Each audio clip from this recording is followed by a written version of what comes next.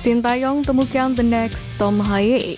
Ada 3 faktor pengamat Jepang akui Indonesia bisa bikin kejutan. Dibuat iri, Salve Sali desak Malaysia tiru kebijakan timnas Indonesia.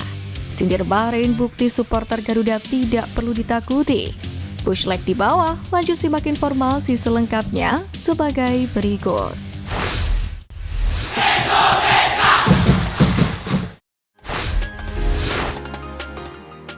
Sintayong temukan the next Tom Haye.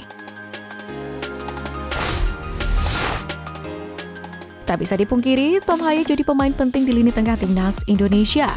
Pemain berjuluk The Professor ini membuat permainan tim Garuda lebih efektif dan solid di lini tengah.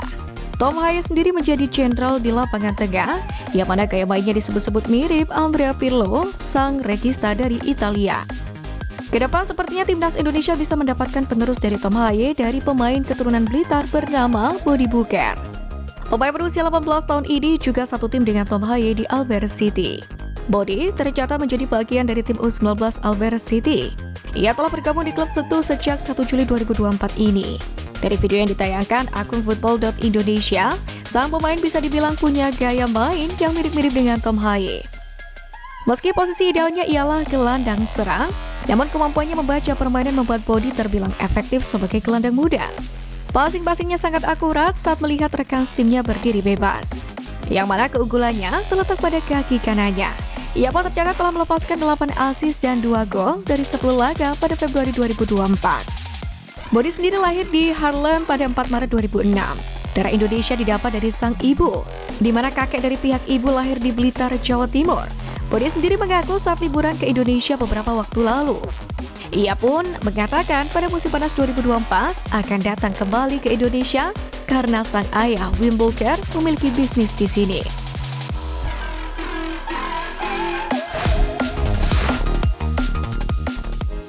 Ada 3 faktor pengamat Jepang akui Indonesia bisa bikin kejutan.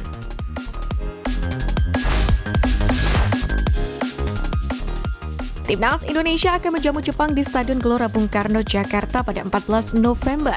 Meski belum terkalahkan hingga laga pekan keempat, ternyata dapat gonjang-ganjing yang terjadi dalam kubu tim asuhan Hajime Moriyasu. Pada momen yang sama, tren kemenangan beruntun Jepang yang diawali dengan kemenangan telak kini menurun drastis, dengan hasil imbang dengan mengandalkan gol bunuh diri lawan. Pada kesempatan ini, pengamat sepak bola Jepang Sojijo mengakui dengan menaklukkan timnas Indonesia maka Jepang akan semakin dekat dengan Piala Dunia 2026.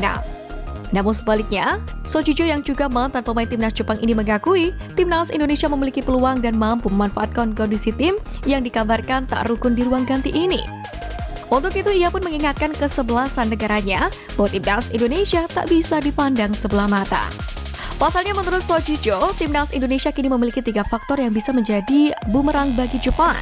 Faktor pertama adalah banyaknya pemain naturalisasi berdarah Eropa yang kini bermain untuk tim asuhan Sintayong.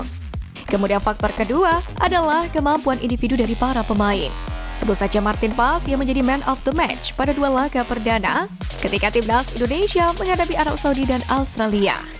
Sementara saat menjamu Australia sendiri, Jepang harus puas dengan hasil imbang dari 2 gol bunuh diri, yakni dari Cameron Burgess dan Shojo Taniguchi. Kemudian faktor terakhir adalah puluhan ribu supporter yang akan mendukung timnas Indonesia. Sebagai negara pecinta sepak bola, stadion di Indonesia diakui Sojijo sangat cocok untuk pertandingan akbar. Meski banyak pihak menyebut kekuatan Jepang mutlak, namun haram hukumnya untuk kalah sebelum berperang. Apalagi kini banyak pihak yang sudah mengakui bahwasanya timnas Indonesia saat ini memiliki kualitas sebagai tim dan juga di setiap individunya.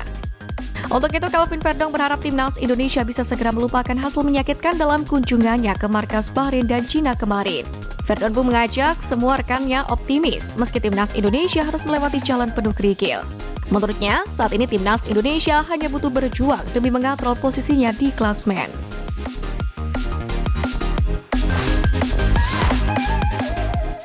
Dibuat iri, Salve Sali desak Malaysia tiru kebijakan timnas Indonesia.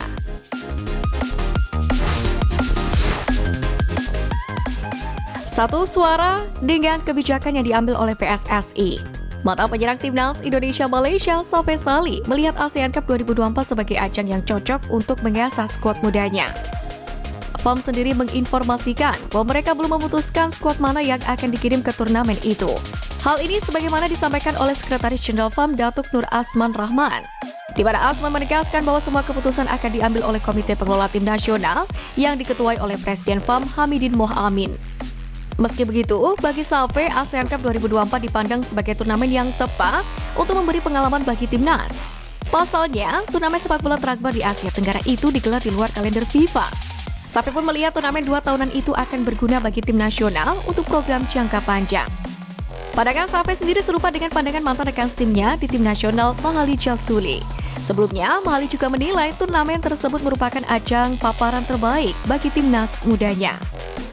Sebelumnya, keputusan berani lebih dulu dilakukan oleh Indonesia, di mana sejak awal PSSI telah mengumumkan bahwa timnas Indonesia kemungkinan besar akan diperkuat oleh tim U23 di ASEAN Cup 2024. Keputusan itu diambil karena tim senior akan difokuskan untuk putaran ketiga kualifikasi Piala Dunia 2026 zona Asia.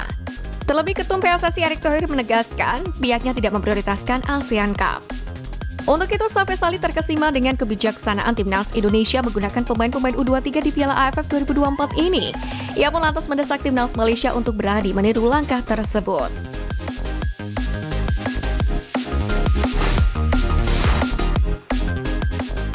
Sidir Bahrain, bukti supporter Garuda tidak perlu ditakuti.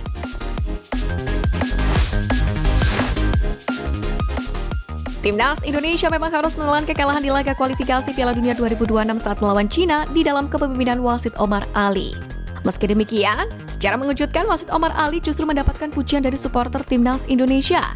Bahkan hal ini membawa keuntungan bagi Omar Ali karena saat ini ia kebanjiran followers di akun sosial medianya usai memimpin laga tersebut.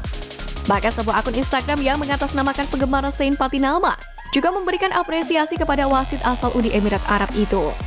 Terima kasih Pak, Anda sudah jadi pengadil yang baik dalam pertandingan kemarin. Tulis akun penggemar itu. Tentu reaksi netizen ini berbeda jauh ketika timnas Indonesia imbang melawan Bahrain, di mana amarah langsung ditujukan kepada wasit Ahmed Algam. Namun reaksi kepada wasit Omar Ali sekaligus menjadi bukti bahwa sebenarnya supporter timnas Indonesia memang tidak perlu ditakuti. Bahkan tak jarang kesulitan supporter Garuda juga membawa berkah kepada pihak yang bersinggungan dengan timnas Indonesia, seperti kebanjiran followers atau sanjungan lewat kolom komentar. Mungkin seperti sebuah pepatah, tidak akan ada asap jika tidak ada api. Reaksi keras dari supporter Indonesia tentu memiliki dasar. Siapapun pasti akan marah jika tim nasionalnya secara kasat mata dipimpin oleh pengadil lapangan yang berat sebelah. Namun lebih dari itu, tentu fokus kita saat ini bagaimana timnas Indonesia bisa kembali bangkit untuk menatap laga-laga krusial selanjutnya.